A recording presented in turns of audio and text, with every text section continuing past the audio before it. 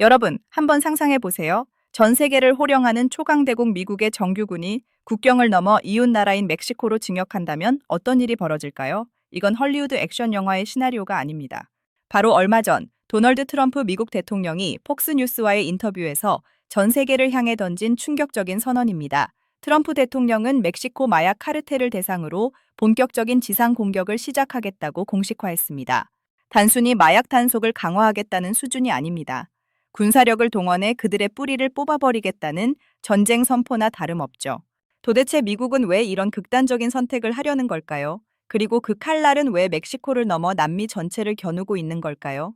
오늘 우리는 트럼프가 선언한 카르텔과의 전쟁, 그 이면에 숨겨진 진짜 이유와 거대한 국제정치의 소용돌이를 아주 깊숙하게 파헤쳐 보겠습니다. 자, 우선 트럼프 대통령이 왜 이토록 화가 났는지 그 근본적인 숫자부터 들여다봐야 합니다. 트럼프는 인터뷰에서 아주 끔찍한 통계를 제시했습니다. 현재 마약과 범죄로 인해 매년 약 25만 명에서 30만 명에 달하는 미국인이 목숨을 잃고 있다는 겁니다. 여러분, 30만 명이라는 숫자가 감이 오시나요? 웬만한 중소도시 하나가 매년 지도상에서 통째로 지워지고 있다는 뜻입니다. 특히 펜타닐이라 불리는 좀비 마약의 확산은 미국 사회의 근간을 뒤흔들고 있습니다. 트럼프는 이 상황을 단순한 사회 문제가 아니라 외부 세력에 의한 국가적 침략으로 규정했습니다. 그리고 그 침략의 배후에 바로 멕시코 카르텔이 있다고 지목한 것이죠. 트럼프의 시각은 명확합니다.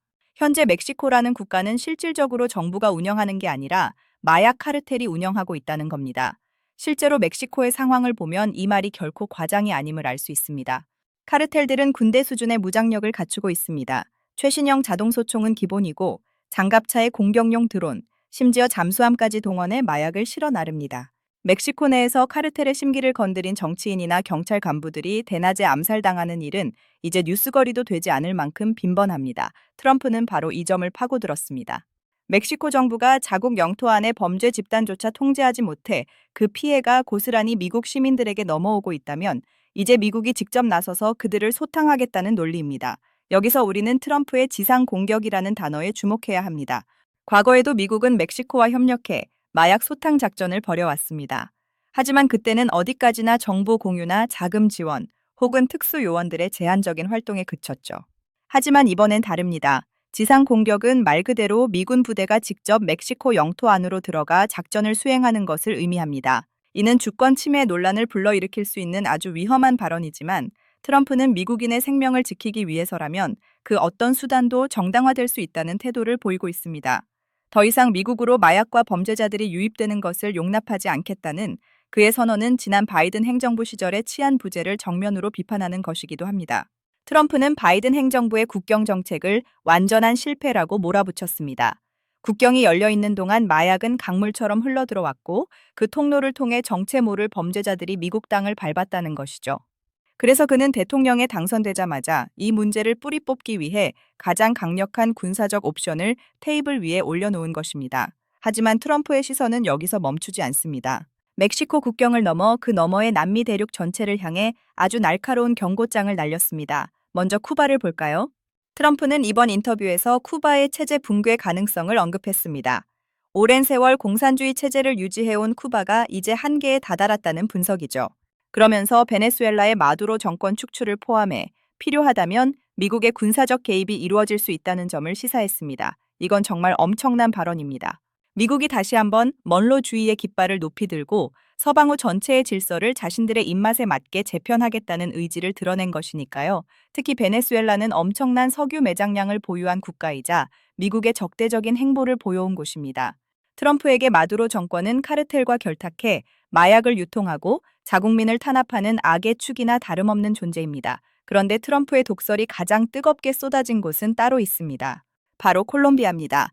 트럼프는 콜롬비아의 구스타보 페트로 대통령을 향해 그는 코카인 제조 및 판매자라는 파격적인 표현을 쓰며 한 나라의 현직 대통령을 마약상으로 지목한 겁니다. 페트로 대통령은 콜롬비아 역사상 첫 좌파 대통령으로 취임 이후 마약과의 전쟁 방식을 무력 소탕에서 사회적 해결로 바꾸려 노력해왔습니다. 하지만 트럼프의 눈에는 그저 카르텔의 뒤를 봐주는 사람으로 보였던 모양입니다. 트럼프는 그의 집권이 오래 유지되지 못할 것이라고 강력히 경고했습니다. 이는 콜롬비아 내 정권 교체를 압박하거나 심지어 그 과정에 개입할 수도 있다는 뉘앙스로 읽힙니다. 자, 이제 정리를 좀 해봅시다. 트럼프 대통령이 왜 이렇게까지 공격적인 행보를 보이는 걸까요? 단순히 마약이 싫어서일까요?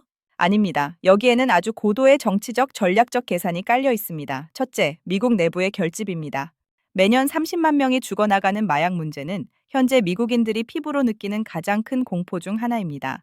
우리 아이들을 죽이는 마약 카르텔을 군대를 보내서라도 끝장내겠다는 구호는 그 어떤 정책보다 강력하게 대중의 지지를 끌어낼 수 있는 카드입니다.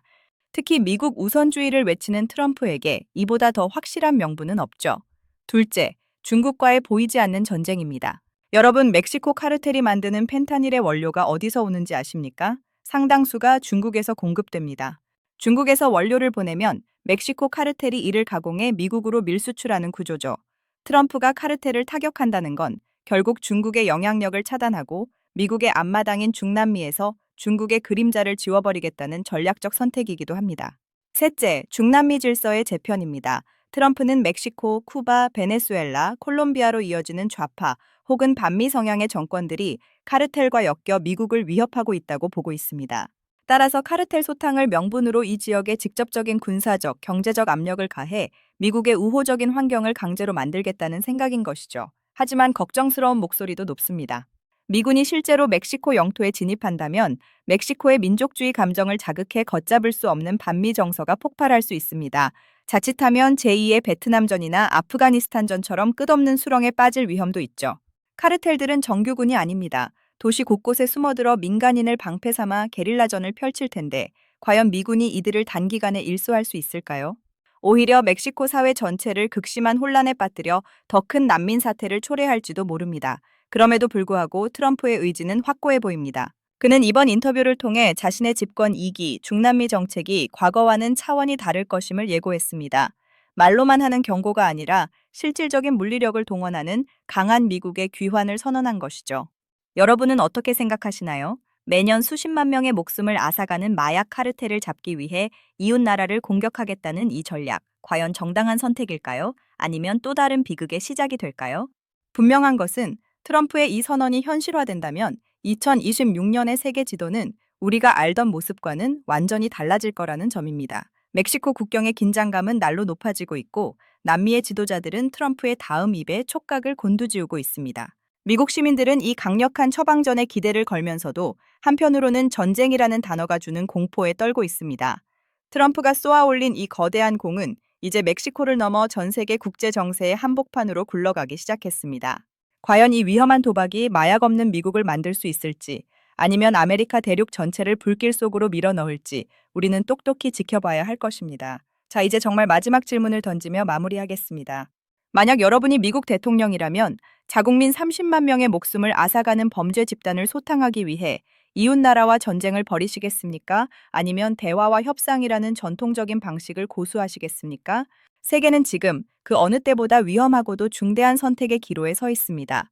어쩌면 우리는 지금 역사의 한 페이지가 통째로 바뀌는 순간을 실시간으로 목격하고 있는지도 모릅니다. 미국의 군사력이 멕시코 땅을 밟는 그날, 그것은 단순한 작전의 시작이 아니라 아메리카 대륙의 새로운 시대가 열리는 신호탄이 될 것입니다. 그 시대가 평화일지 아니면 더 큰 혼란일지는 오직 시간만이 답해줄 수 있겠죠. 하지만 확실한 것 하나는 트럼프는 결코 빈말을 하는 사람이 아니라는 점입니다. 그의 선언이 현실이 되는 순간 우리는 지금까지 경험하지 못한 전혀 새로운 차원의 국제 정치를 마주하게 될 것입니다. 트럼프의 이런 발언이 단순히 선거용 수사학인지 아니면 실행 가능한 전략인지에 대한 논쟁은 여전히 뜨겁습니다. 하지만 한 나라의 대통령이 폭스뉴스라는 거대 미디어를 통해 공식적으로 밝힌 내용은 그 자체로 엄청난 외교적 무게를 갖습니다. 이미 멕시코와 콜롬비아 정부는 강력하게 반발하며 주권 수호를 외치고 있고, 이는 미국과 남미 국가들 사이의 외교적 균열을 가속화하고 있습니다. 마약이라는 공동의 적을 두고도 방법론에서 이토록 극명한 차이를 보이는 현실이 참으로 아이러니합니다. 결국 이 전쟁의 승자는 누가 될까요? 카르텔일까요? 아니면 미국 정부일까요? 혹은 그 사이에서 고통받는 무고한 시민들이 가장 큰 패자가 되는 것은 아닐까요? 트럼프의 지상 공격 선언이 가져올 나비 효과를 우리는 앞으로도 계속 추적해 나갈 것입니다. 오늘 여러분과 나눈 이 지식이 다가올 미래를 이해하는 작은 이정표가 되었기를 바랍니다. 오늘 준비한 이야기는 여기까지입니다. 트럼프의 강경한 선언 속에 담긴 복잡한 이해관계, 이제 조금은 명확해지셨나요? 변화하는 세계 질서 속에서 우리가 놓치지 말아야 할 진실은 무엇인지 다음 시간에 더 흥미롭고 깊이 있는 이야기로 돌아오겠습니다. 긴 시간 함께 해주셔서 감사합니다. 여러분의 생각이 궁금합니다. 댓글로 자유롭게 의견을 남겨주세요. 그럼 다음 영상에서 뵙겠습니다.